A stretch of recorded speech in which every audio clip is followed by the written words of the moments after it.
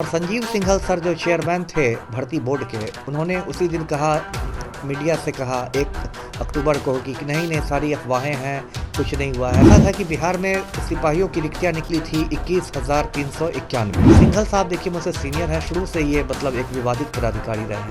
1 अक्टूबर की शाम तक जब पूरा पेपर वायरल हो गया था तो कोई भी ईमानदार चेयरमैन रहता तो उसी समय वो रद्द कर देता परीक्षा। और उसमें जो CSBC है, केंद्रीय चयन परिषद जो है सिपाहियों का, उसके चेयरमैन थे संजीव सिंघल सर, जो बिहार के DGP भी रह चुके हैं। उन्हें हटा दिया गया है, पदमुक्त कर दिया गया है। इतने दिनों जिस तरीके से बिहार में सिपाही बहाली को लेकर परीक्षा ली जा रही थी, इसको लेकर खबरें निकल के आई कि पेपर लीक हो गया है और जिसके बाद कहीं ना कहीं बड़ा कार्रवाई नीतीश सरकार ने कर डाला है। ऐसे में CSBC के चेयरमैन SK सिंघल को उनके पद से हटा दिया गया है और शोभा होतकर को उनका जगह दिया गया है। हमारे साथ बात करने के लिए बिहार के पूर्व IPS अमिताभ कुमार दास हैं, जुड़ेंगे, बात करेंगे। सर, कैसे देख रहे हैं जिस तरीके से पेपर लीक हुआ उसके बाद SK सिंघल जी को हटा दिया गया? देखिए, ये कल ही की घटना है, 26 दिसंबर की। कल रात में अधिसूचना निकली है गृह विभाग की, और उसमें जो CSBC है, केंद्रीय चयन परिषद जो है सिपाहियों का, उसके चेयरमैन थे संजीव सिंघल सर, जो बिहार के DGP भी रह चुके हैं।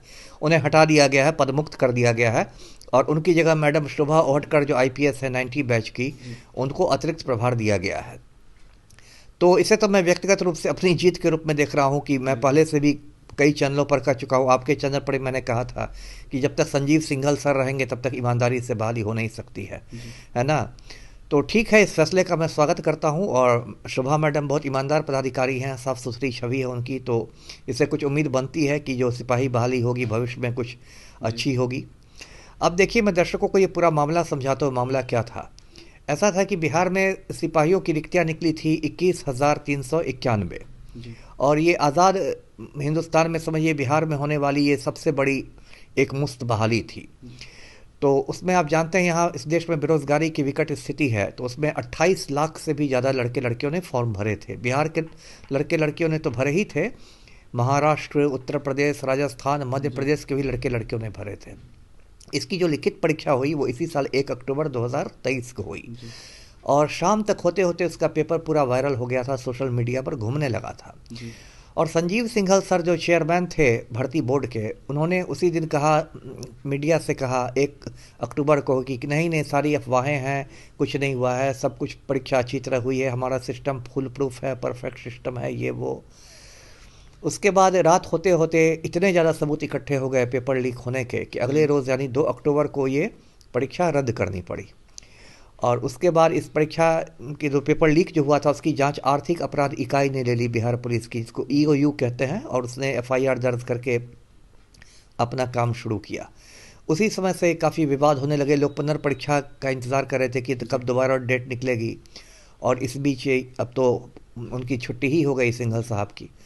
अब देखिए, मैं सिंघल साहब को बहुत दिनों से जानता हूँ, हम लोगों ने साथ काम किया है। किशनगंज में मैं SP था, मेरे बाद वही आए थे। अब सिंघल साहब देखिए मुझसे सीनियर हैं, शुरू से ये मतलब एक विवादित पदाधिकारी रहे हैं। जब ये सिवान के SP हुआ करते थे 96 में, 1996 में, तो शहाबुद्दीन ने खदेड़ कर इन पर गोलियां चलाई थी। कोई भी बहादुर SP रहता तो पलट कर उसका जवाब देता, ये भाग गए, दुबक गए बिल्कुल। आज तक सिवान के लोग याद करते हैं कि एक सिंघल जैसे भी SP आए थे।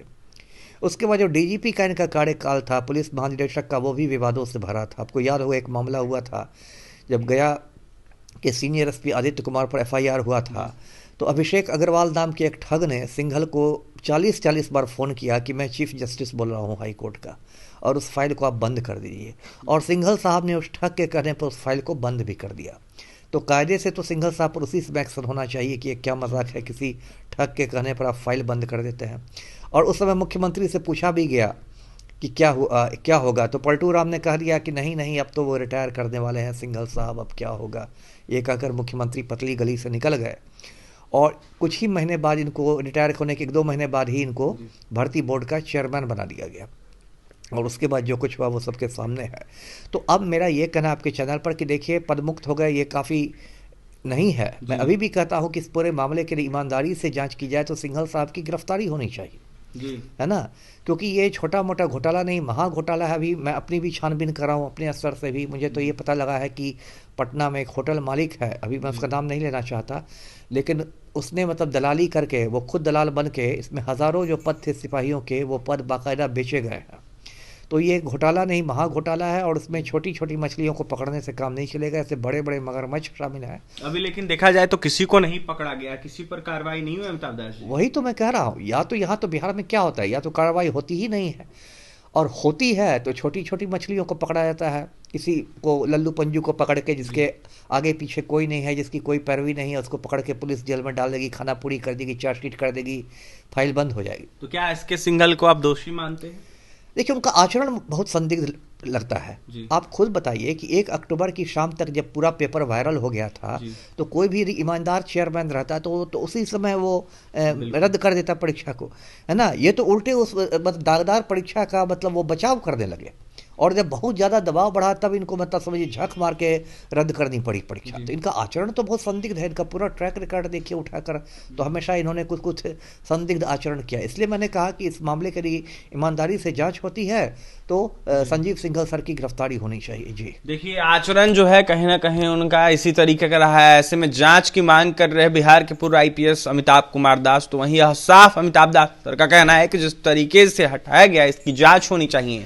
देखा जाए तो सिपाही बहाली को लेकर बीते दिनों परीक्षा जिस तरीके से ली जा रही थी, ऐसे में पैसों की उगाही की जा रही थी सिपाही बहाली के नाम पर, और काफी सारे फर्जीवाड़े किए जा रहे थे। और भी तमाम खबरों के लिए NBC 24 के साथ बने रहें, हमारे चैनल को सब्सक्राइब करें, पेज को लाइक करें। बहुत बहुत धन्यवाद।